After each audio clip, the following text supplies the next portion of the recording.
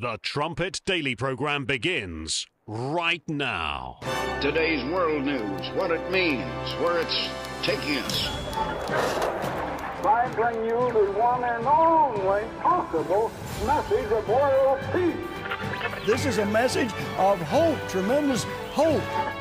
And he said unto me, you must prophesy again. The Trumpet Daily program begins right now. Secretary of Defense Pete Hegseth and J.D. Vance, the Vice President, said that the Europeans were freeloading. Do you agree with that assessment? Do you really want me to answer? Yeah, I think they've been freeloading. The United States is protecting European trade at great risk and at great cost. We started doing this after World War II, so our allies' economies could recover and to create an alliance system against the Soviets. But it's almost, 100 years later, and the Soviet Union's collapsed, and our allies' economies have recovered. Quite well, actually. But we're still paying to protect BMWs going from Germany to Asia, protect Chardonnay going from France to Japan, protect pasta from going from Italy to Indonesia. Our allies are taking advantage. So you want your ships protected? Drop your tariffs. That's the deal. The Trump administration hasn't hidden its disdain for its European partners and allies. But the Vice President writing, I just hate bailing Europe out again, and the Defense Secretary replying, I fully share your loathing of European freeloading. It's pathetic. This seems to take disdain to a whole other level. It's stunning, but not surprising. When we look just at this example, you effectively hear them saying, I'm more perturbed at the Europeans potentially benefiting from these moves than I am interested in punishing the Houthis. That's a little bit astonishing. Basically, the problem here is that the U.S. image in the eyes of its most important allies across the world is of the lack of trust, but most importantly, of the inability to rely on a partner. And I think what Europe has to do is actually read those messages very carefully and start thinking, what are the allies that actually want to keep global trade routes open? But on another level, it really is unvarnished contempt for Europe, and that is really going to hit a nerve. And this again on top of, we already had J.D. Vance. We had him in Munich berating the Europeans and saying that there was no longer any free street speech in Europe. We have Musk, who regularly intervened with Keir Starmer, saying that Keir Starmer had shuttered free speech in Britain as well. We had Steve Witkoff again saying on a podcast in the US that Europe was dysfunctional. And it's this unvarnished, undisguised contempt, dismissal of Europe, which will really hit a nerve. But I also want to talk a little bit about the unexpected or maybe unintended consequences of European insecurity. I know the incoming Chancellor of Germany has talked about the possibility that Germany might share its nuclear weapons with Ukraine and suggested that the UK would be part of that. I know that Poland has talked about acquiring nuclear weapons and perhaps other European countries to make up for what they view as a receding of the American umbrella of protection.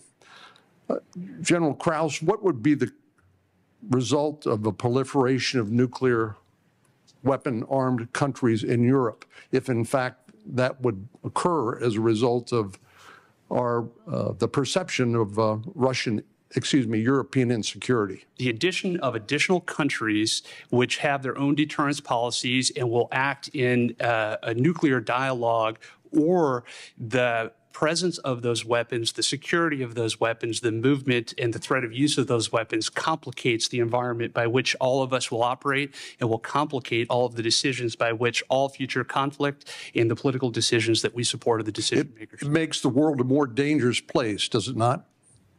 Senator, yes, it does. We're entering into a dangerous new age. That's clear. I mean, the list of grievances that Europe has against the United States I mean, it's getting longer every day.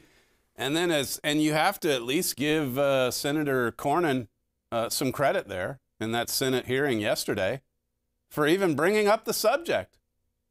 Well, we're talking about nuclear weapons proliferating all across Europe, around the world. Does this make the world safer? And you heard the answer there from the general. No, it just makes the world more complex, complicated, and unstable.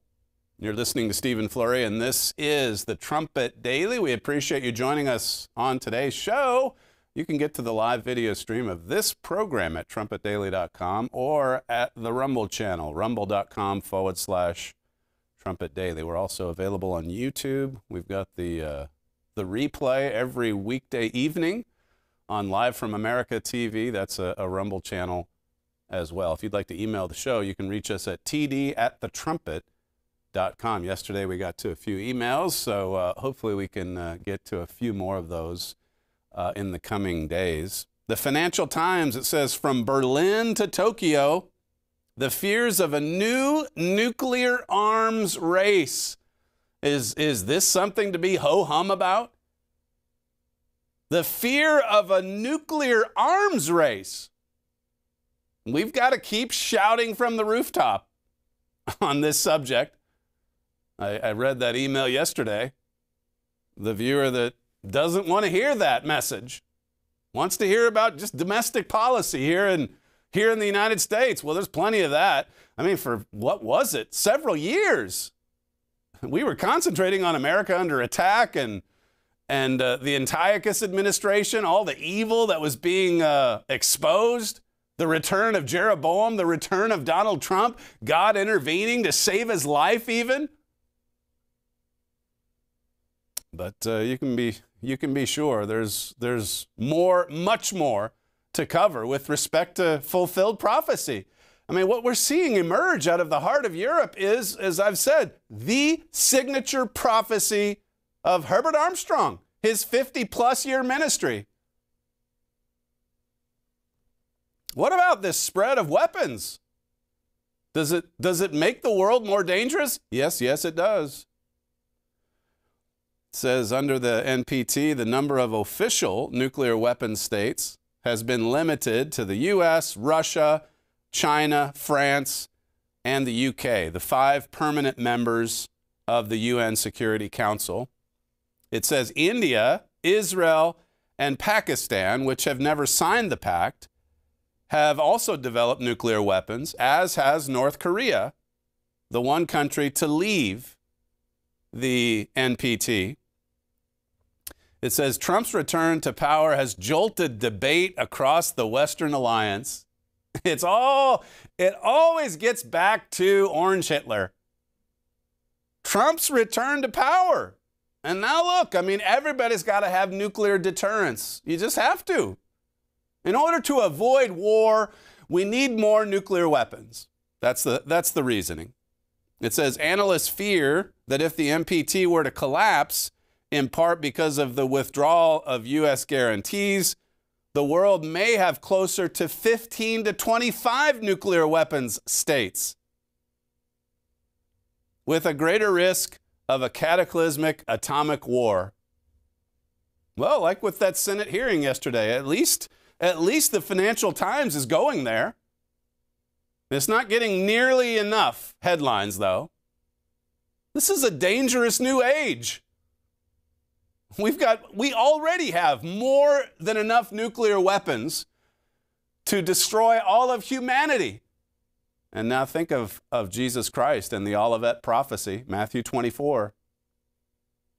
He prophesied of great tribulation, such as was not since the beginning of time. And if not for God's intervention, it says there would be no flesh saved alive. That's what's coming. That's something we've got to shout from the rooftops about. It's in Jesus' Olivet prophecy. This was on the mind of Jesus Christ. His last few days of his ministry. As I say, it's in Matthew 24. When he first approached Jerusalem on his final ascent, his final week.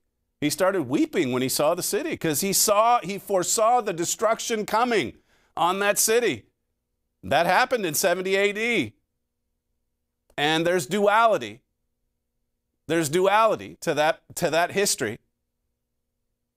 You see that in Matthew 24. If this was on Christ's mind just days before he's crucified, I mean, we should be giving some serious thought to this, to all of that Olivet prophecy. Read the entire chapter, Matthew 24. It lays it out there in detail. You know, there are those in the world of traditional Christianity that don't even want to hear about prophecy. They think it's just this kooky subject. You know, the wild-eyed fanatic gets into that subject. Well, a third of the Bible is prophecy. And we've seen the other resurrections of the Holy Roman Empire in history. Right now we're witnessing the seventh and final resurrection. The list of grievances is long. Yeah, look at what Witkoff said. Look at what was in that Signal chat. How dare they talk about Europe being a freeloader? We've got interests in the Suez Canal region, and we're taking care of ourselves, and look what we've done recently. We've upped the budget for NATO, for military spending. Germany's now going to go into debt in order to build a military machine. This is a dangerous new age. There's no getting around that. A dangerous age. You go from 9 or 10 countries having nukes to 15 to 25, the Financial Times says. What happens when those bombs start exploding? It says here, German officials are at pains to stress that the U.S. has given no indication it will withdraw this nuclear shield. Defense Minister Boris Pistorius has described the debate as an escalation in the discussion that we do not need. It says, but privately, as they have reeled from the pace of events since Trump took office, some officials have begun wondering aloud whether Germany should consider getting its own nuclear weapons. I mean, they're all saying the quiet part out loud. It used to be you couldn't even go there. The whole point of NATO was to keep Germany down. To keep Germany from ever building a military machine again. Never again. It says Merz insisted earlier this month that such a scenario would not happen, pointing to 2 different international treaties. It says Wolfgang Ischinger, a former German ambassador to Washington, said any real suggestion of Germany becoming a nuclear power would create, well, there's a curse word. It would be a storm. The perfect storm is developing. And there's discussion now, as you heard even from this article, there's discussion of Germany getting nuclear weapons. And nobody bats an eye. I mean, we're still on Jeffrey Goldberg. We got to release the transcripts. It's so dangerous. It's so classified that I've got to show you everything. Everything from that chat. I'll play some of the commentary. It's hysterical.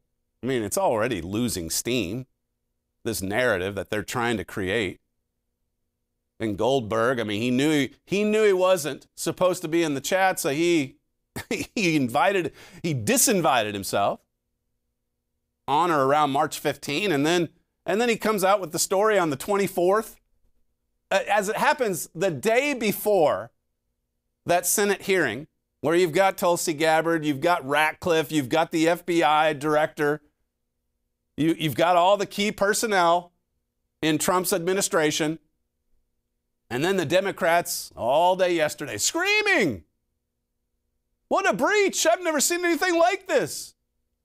They're so desperate, trying to create scandal. And, as we've noted, this time around, there's not as much success. as they had in 2017, 2018.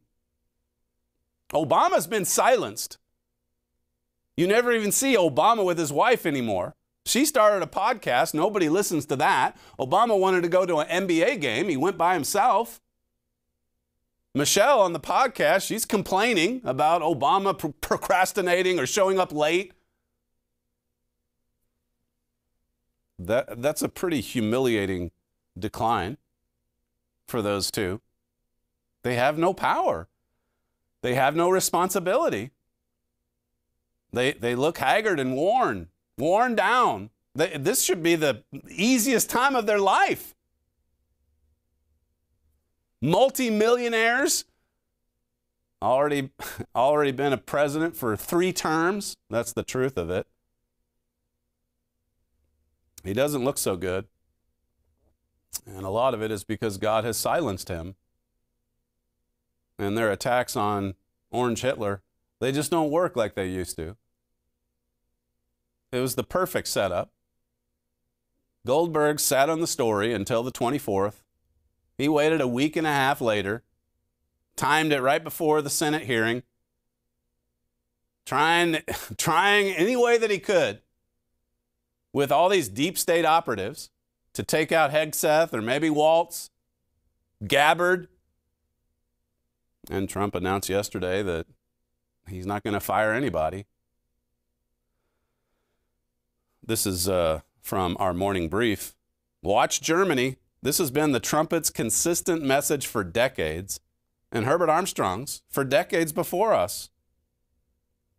Our feature story this morning from Gerald Fleury in the latest print issue describes how the volatile and angry political climate in Europe's most powerful country is fueling the rise of the far-right Alternative for Deutschland, the AfD party.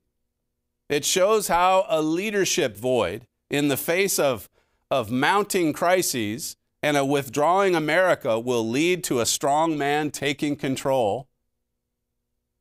I guess their parliament just came together yesterday. And even though the AfD is not part of the governing coalition, it's making the most noise. It's gaining popularity. And they have all these grievances. They've been mistreated. They can't trust America. They can't trust Orange Hitler for sure. And they're rebuilding the military machine. Listen to this from Deutsche Welle, clip 3. Well, here in Germany, politicians have been expressing deep concern about this leak and what it means for Europe's relations with the Trump administration. They are very critical about the European Union generally. They are critical about, parts of them are very critical about our international role. It's not a surprise how they assess Europe and the support for Ukraine, for example. It's damaging the transatlantic cohesion on purpose. On purpose. And whose fault is it? Well, of course, Orange Hitler. It's his fault. There's deep, as the host said there, deep concern about this leak. It's a leak. We'll play along. Okay, let's say it's classified information. So here's Goldberg leaking it to the world. And here's the regime media in the United States completely missing the point. Europe's adding this to a long list of grievances. It's brought on that lack of cohesion, all of the damage in the transatlantic alliance. It's caused by Donald Trump. And because of this, I mean, everybody wants nukes. Everybody wants nuclear weapons. There was an interview with the Finnish president. His name's Alexander Stubb. He was talking about this alliance that's been so severely damaged. You heard the European leaders there, the leaders in Germany even. Listen to this from the Finnish president, clip 1. We are actually involved in 3 different operations to secure the Suez Canal, 2 of them EU operations and 1 the coalition of willing. We can go to the heart of the issue in a sense, which is the way in which this administration is viewing Europe. And I wonder at what point do European leaders like yourself realize that the certain members of the administration do not have respect for either the sovereignty or indeed for Europe as a collective? Well, I think the two observations on that. First thing is that the transatlantic relationship is obviously shifting. And the second one is a question. So what do you do about it? I mean, he sounds pretty diplomatic there, but you see where the host was going with it? There's no trust there. They do not respect the sovereignty of Europe. He's talking about the Trump people. He's talking about America. They don't respect Europe as a collective even. That's from the news host. And then the Finnish president, for his part, says, yeah, it's shifting. Things are shifting, and we've got to ask ourselves, what are we going to do about it? Well, they're building a military machine. That's what they're doing. Listen again to this exchange, clip 2. I suppose it always comes down to this very unpleasant question as to whether Europe still views the United States as a reliable ally. And in that context, I often hear one thing said privately, one thing said publicly. And I think a lot of my colleagues in the alliance and in Europe by and large have accepted the realities that the transatlantic relationship is changing. And I actually think that it's a good thing that Donald Trump has been pushing Europe to take more responsibility for its own security and defense. And if I may push it a little bit, kind of, you know, in the first 3 months of the presidency of Donald Trump, he has done more to push European security and defense than previous 30 years during the post-Cold War period put together. Wow. More than in 30 years of Europe put together going after military, you know, defense, producing its own military. Donald Trump, he is a lightning rod for sure. As I said earlier, I mean, we're entering a dangerous new age. And, you know, you can talk about it and sound nice, put on the suit and be a well-respected talking head. Yeah, there's a nuclear arms race. And yeah, we don't have the United States as a reliable ally anymore. And yeah, they disrespect us. They don't like us. So we're going to need nukes ourselves. Anyone should be able to see where this is leading, just knowing a little bit about history. Coming back to the German parliament, convening yesterday for its first session, the AfD is excluded from the incoming government. Merz will have no part of it. And this is from our morning brief. It says, though it's excluded, the AfD with its 152 MPs appeared to be the overwhelming force in the new parliament, which has 630 seats. So it's not even in the governing coalition, and yet it's the loudest, most impactful party. Where is this leading? It says the geography of front row seats at the Bundestag reflects the number of votes. The CDU-CSU has 5 senior MPs in the front row. The AfD has 4, and the SPD has only 3. It is one thing to look at election results. It's quite another to see the people sitting in the chairs. I mean, they're booming, in other words. They're popular. They're gaining seats. This Euro Intelligence article goes on and talks about how quickly the Nazis came to power back in the 1930s. It says here they gained power going from 18% to 33% of the vote between 1930 and 1932. This is Richard Palmer in the morning brief. Though they were still not part of the government, that was the moment when they start to wreak havoc with parliamentary procedures, Euro Intelligence says. They weren't part of the government yet, but you know, around 1932, they started to push their weight around. The Nazis. I think the article title is A Whiff of 1932. That's in Euro Intelligence. You can see there, the trumpet.com, our website. That's where you can subscribe to all of these briefs that we send out every morning, every evening. We've got one that goes out announcing this show and the content, summarizing, you know, what's on this show every day. Helpful and informative email blasts that you can freely subscribe to at thetrumpet.com. The AfD is not a Nazi party, the article says, but centrists in the newly constituted German Bundestag yesterday felt that they had a 1932 moment. Well, how about that? You've got a nuclear arms race, all right, and then Europe, long list of grievances, because, you know, Orange Hitler. And we've got to have a military. We need a military machine. Then the first day for the German parliament, yesterday, there's a whiff of 1932.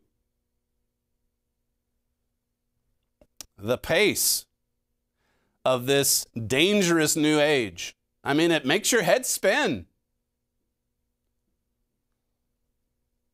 Mr. Palmer writes, it's not only a visible change, but also an audible one. AfD MPs are louder and angrier in any case, but 152 of them is a source of significant volume in the Bundestag. If you add the 64 members of the Left Party, this is now a much larger group of MPs that scream from outside the political firewall. They're screaming, and their popularity's growing. It's grown since the recent elections. This is also referred to in the brief. This new poll showing also more support for the European Union. It's reached a record high across Europe, and a lot of it's being driven by security, by, you know, U.S. abandonment, the U.S. leaving NATO. See, as I've said, it's a done deal as far as they're viewing it. And you listen to the news clips, and you hear it. You hear it. You look at what we're focused on, though, over here, and the timing of the Atlantic article. It's still all about get Trump. Jeffrey Goldberg is not an honest actor in all of this. He's a hitman, so to speak. He did it with the Suckers article, and now here he comes with another one. Yeah, I accidentally texted the war plans. And evidently he sat on it for 9 days, the story. And then it comes out on Monday evening, and the big Senate hearing is yesterday. And guess what all of the Democrats were ready to ask? Guess what their questions revolved around? The Atlantic article and this serious, very serious security breach. They're very concerned about classified information now. Listen to this from Jesse Waters last night, clip 5. Goldberg held this bombshell for a week and then dropped it the night before half the group chat was set up to testify on Capitol Hill. And they testified and said, yeah, we use Signal. Biden gave it to us. One of the first things that happened when I was confirmed as CIA director was Signal was loaded onto my computer at the CIA, as it is for most CIA officers.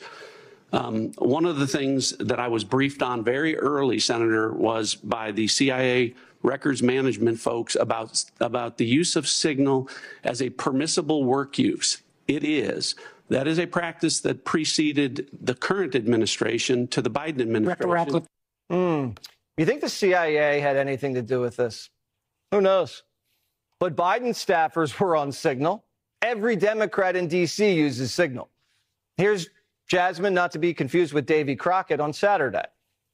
We have all these Signal chats. If you don't have Signal, get on Signal, okay? Do not trust that. Get on Signal, y'all. Democrats use Signal to deal with Christopher Steele, Mr. Dossier. Trump's team uses it to take out terrorists. They all use it. What a fake scandal this is. The real significance is what was communicated about Germany and Europe. And that is a big story. And you see from the other clips I've played, you see how Europe's reacting. They don't like it. They don't like being called freeloaders. They don't like America. They don't like Donald Trump. Setting the stage for a confrontation in which nuclear weapons are going to be used. Fake scandal, all the fake outrage. Heads need to roll. That's what we've been hearing from the talking heads over here. Even as the scandals being exposed as pure fakery. It just shows how unpatriotic and unprofessional Jeffrey Goldberg is. That just like Jesse said, that he would time it when he did. And then the fact that they made it seem like this signal thing was only used by Trump people and it's not secure. Ratcliffe made that clear yesterday. No, it was on a lot of the equipment we use when we got here. In other words, Biden's people used it. It's no problem if Biden, Obama, all those people. I mean, you heard the Democrat congresswoman telling her audience, use Signal. It's great. It's fantastic. It was until Monday. And then it's the greatest scandal in the history of the United States. Laura Ingraham was on with Mike Waltz last night. Listen to this exchange, clip 12. What staffer is responsible for this right now? Well, look, a staffer wasn't responsible, and look, I take full responsibility. I built the group. My job is to make sure everything's coordinated. But how did that number? I mean, I don't mean to be pedantic here, but how did the number? Have you ever had somebody's contact that shows their name, and then you have somebody else's number there? I never make those mistakes. Right? You got somebody else's number on someone else's contact. So of course I didn't see this loser in the group. It looked like someone else. Now, whether he did it deliberately or it happened in some other technical mean is something we're trying to figure out. So your staffer did not put his contact information. No, but how did it end up in your that's phone? what we're trying to figure out. Okay, but that's a pretty big problem. Was there someone else supposed to be on the chat that wasn't on the chat that you thought was? So the person that I thought was on there was never on there. It was this. Who was that? I mean, that's if you're going to spend hours and hours on the story, find out how Jeffrey Goldberg got his way into the chat. He said he saw his way out when he recognized it was government officials talking about what he sees as classified information, and that's up for debate, whether or not it's even classified. But the staffer, whoever it is, I mean, it is a breach. It is something that shouldn't have happened. But there's so many other angles to this story that are more serious, that reveal, that expose corruption in the media class. And maybe someone within the Trump circle that was trying to stab someone else in the back. Who knows? But Germany's reaction, Europe's reaction, that's more important than Susan Rice's reaction. This is what she said yesterday, clip 11. It's stunning. It's likely the biggest national security debacle that any professional can remember. So this is an extraordinary breach, even leaving aside the mind-boggling fact that they let a reporter into the conversation. They had an inherently sensitive, classified discussion about the most sensitive kind of information, war planning, on a non-governmental, non-secure, non-classified application. I can't get my head around it. Wow, so scandalous. She's the one, by the way, that covered up the Benghazi scandal, as did Hillary Clinton. And we're not even getting into Afghanistan. Think about all of the leaks that these people have let out through to the Washington Post or New York Times, or that deep state operatives have given to newspapers like Jim Comey. No one's ever punished. I mean, you go back to the first 2 terms of Barack Obama, the dear leader, and he went after leakers. He didn't like it. But here they are now, trying to create some kind of scandal to take down, well, at least to take down Hegseth. And at least looking at it to this point, it's not going to happen. Real Clear Politics. It says the security breach is serious and worrying, but it's also inexplicable. If, for example, a reporter from a conservative news outlet, such as The Federalist or Breitbart, had been inadvertently invited to a discussion over the Signal app concerning plans to bomb the Houthi rebels of Yemen, the mistake would be easier to fathom. But no, the journalist included was a well-known Trump antagonist, Jeffrey Goldberg. And Mike Waltz doesn't even know him. Goldberg is entitled to his opinions, which echo those of most progressives who write for the legacy media, but it's confounding that someone with that track record was the one outsider looped in on a highly secret discussion conducted outside of normal channels. You got to get on Signal, said Crockett. It's secure. It's safe. It says here, the real mystery. How is such an error even possible? Why would Goldberg's initials be in any of Trump officials' contact list? For that matter, why would anybody in the administration give him the time of day? It says, in this highly partisan media environment, it boggles the mind that the legacy media is even fed crumbs by the Trump administration. And yet every day, the New York Times, the Washington Post, and others report inside scoops from what they call highly placed officials. Leaks all over the place. And what do, ordinary Americans think? Well, evidently they don't care much about the Signal chat involving some Trump officials. Listen to clip 7. There's also the political component to this, yes, which is how much do most Americans care? And I just happened to be listening to a voter focus group last night that wasn't about this, and voters are thinking about the economy. Yeah. Voters are thinking about their jobs. I don't think at this moment that most American voters are like, what's going on Signal chains? The challenge is going to be, how do you apply pressure on this administration to change if the public barometer is what is going to decide how they I want proceed? You guys to say with it. That's CNN saying that Americans don't care what's going on with the Signal chain or chat or whatever it's called. Listen to this from CNN as well, clip 8.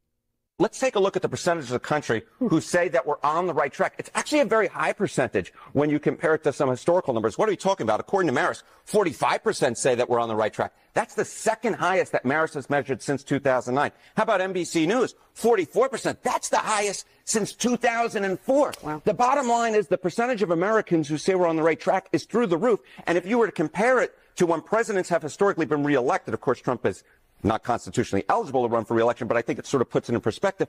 42% of the country says the country is on the right track when the incumbent party is re-elected. And also keep in mind, back when Kamala Harris lost and the Democrats were turned out of power, only about 27 to 28% of the country said the country is on the right track. The bottom line is right now, a much higher percentage of the country says we're on the right track. I love the guy's gestures. I'm going to incorporate some of that into to my dialogue each day. Maybe I can tone down my voice a little bit, particularly on days like this where I'm speaking for hours, not on this show, but with all the classes and everything else. It'll be a little raspy by the end of the day. But look at most people say, I like the direction. It's stunning, really. We are entering a dangerous new age. I'll come back to that before we conclude. But what a stunning turnaround for Manasseh, for the United States. Those people that walk out for that Senate testimony yesterday, I still have to do a double take looking at Kash Patel. Is he really the FBI director? This is from CNBC. The FBI said on Monday that it has launched a task force to investigate scores of attacks in recent weeks targeting Tesla, the electric vehicle company headed by Trump administration DOJ chief Elon Musk. I mean, just think if this were a Democrat politician, you know, someone higher up in the dear leader's cabinet who was a billionaire, who made a product, and across the country they're being destroyed, and that cabinet member's life is in danger. You think Obama would have cracked down on that? Well, look at what they did to January 6ers. People that just showed up for a protest and waltzed into the Capitol because the doors were open. And Joe Obama's DOJ unleashed the largest investigation in history. And here you see the tables turning a bit. The announcement of the task force, which is operating in conjunction with the Bureau of Alcohol, Tobacco, and Firearms, came hours after a bomb squad found multiple incendiary devices at a Tesla showroom in Austin, Texas, the same city where the company has its headquarters. I mean, these are violent lunatics that want to destroy property and kill people if given the chance. Kash Patel says this is domestic terrorism. Those responsible will be pursued, caught, and brought to justice. And he's been talking a lot about pursuing actual criminals, using the FBI to go after criminals. This was in that Senate Intel hearing just yesterday, clip 14. The priorities at the FBI, which I identified during my confirmation hearing and since, is attacking violent crime along with national security. And every single state in this country is a border state. Arkansas is no exception. Allow me to highlight the work of the men and women in the FBI and state and local law enforcement in the state of Arkansas. Since February 5th alone, we've had 220 illegal immigrants arrested on charges varying from violent offenses, weapons offenses, narcotics offenses, and serious violent felonies. 253 separate individuals have been charged related to those offenses. And here's something I want the American people to hear about narcotics and countering narcotics. Thousands of pounds of narcotics were seized in these 3 weeks in the state of Arkansas. Thousands, worth tens of millions of dollars.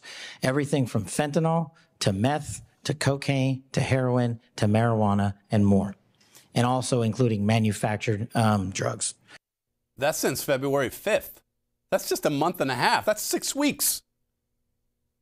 And the FBI, Donald Trump's FBI, has tracked down 220 illegal immigrants with charges varying from violent offenses, weapons offenses, narcotics offenses, serious violent felonies. And you listen to Jonathan Karl and you assume they're all professional soccer players. That's just since February 5. They can't deport them fast enough. And these are the people that judges, federal judges, want to protect. These are people mayors in Minneapolis, in Boston, want to protect. They want to give them safe haven in their cities so that they can keep distributing drugs, and get involved in sex trafficking, rape, murder, violent crime, whatever it is. Kash Patel steps in and starts using these FBI agents to go after criminals, to prosecute violent criminals. Listen to what he said recently as well, clip 15. What I want to do is highlight for the American public that there's 38,000 employees at the FBI. If you take the national capital region, as the folks around Washington, D.C. call it, the 50-mile radius around Washington, D.C., we have 11,000 employees for the FBI in that 50-mile radius, give or take. And a third of the crime does not happen in this region. a large portion of one of my priorities, fighting violent crime, crushing narco traffickers, stopping fentanyl overdoses, is happening in any town USA across this country. And they need resources in the form not just of money, but manpower. So we're going to reorient our assets in Washington. We're going to look at it strategically, as we've been doing the last month, and send our agents and analysts and SOS operatives into the field to take on this violent crime explosion that has occurred over these last 4 or 5 years. I mean, that's astonishing. The numbers, 38,000 employees at the FBI and 11,000 of them, almost a third, are situated in D.C., the swamp. Tells you everything you need to know. It's because it was weaponized by the dear leader, by Barack Obama.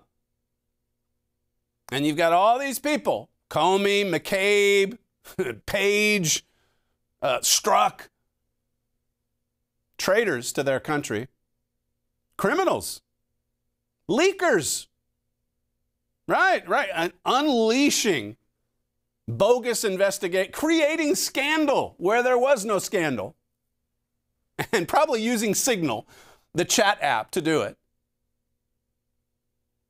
38,000 employees, and nearly a third of them are in the Beltway. A third of them are in Washington, D.C. Pretty amazing how much corruption has been exposed. And as my father said in America Under Attack, I mean, God saw to it. God said that he would. God wants us to see the sickness. God wants us to see that we need a physician, as Jesus said. We need healing. We need to be healed of this sickness, this disease. Matt Ridley writes, how scientists misled the world about COVID's origins. Well, why would distinguished scientists mislead the world? And we've quoted before from sources in Germany or the UK that they knew it came out of that lab. But when Orange Hitler said, I think it came out of that lab, they couldn't agree with him. So they lied. They covered it up. They're all in on it. It says 5 years ago today, based on a highly misleading model forecast from one academic, Neil Ferguson, the British government ditched its pandemic plan and locked the entire country down. This decision had disastrous and, as Sweden proves, unnecessary consequences. It says, but all those errors pale beside the biggest one of the lot, and the one that has done most to undermine trust in scientists, that is, the initial insistence that the virus did not originate in a laboratory accident. We now know that it almost certainly did. This article gives then a lot of detail about Peter Daszak and others that were out there publishing propaganda, basically. Lies. We lived through that. What a sickening time that was. Sickness on display in more ways than one. Many more ways. At the time of these events, I was on the Science and Technology Committee of the House of Lords. I thought a lab leak was unlikely but possible. Then these two statements were published. To my eternal shame, I and my committee colleagues took these two papers as definitive evidence against the lab leak theory from experts. He's talking about papers from Daszak and others that were meant to cover up the truth. It says here, several peers and journalists asked me if a lab leak was likely. No, I said. These two papers have ruled it out. Several months later, I discovered that I had been lied to, deliberately, maliciously, consequentially. Yes, I'm angry about it, and so should you be. So should you be. We were lied to. We were lied to by all of these sanctimonious hypocrites. They didn't even believe their propaganda. They were just motivated purely by self-interest. And that's the world we live in now. It's a dangerous new age where every man is out for himself. The spirit of selfishness, vanity, it's just off the charts. Our Canadian news gatherer said this about the upcoming election, April 28th. Well, let me just quote from Deutsche Welle. Carney said he was calling the election just 9 days into office because of the need for act in light of Trump's policies and threats. So here again, the lightning rod. We've got to get elections in Canada. Our news gatherer says Parliament is officially dissolved and Canada will have a federal election on April 28. In many ways, this is one of the most consequential elections in history, but not because of anything the politicians are saying. Yesterday, all of the party leaders made their speeches, and it all sounds the same. A war against Donald Trump.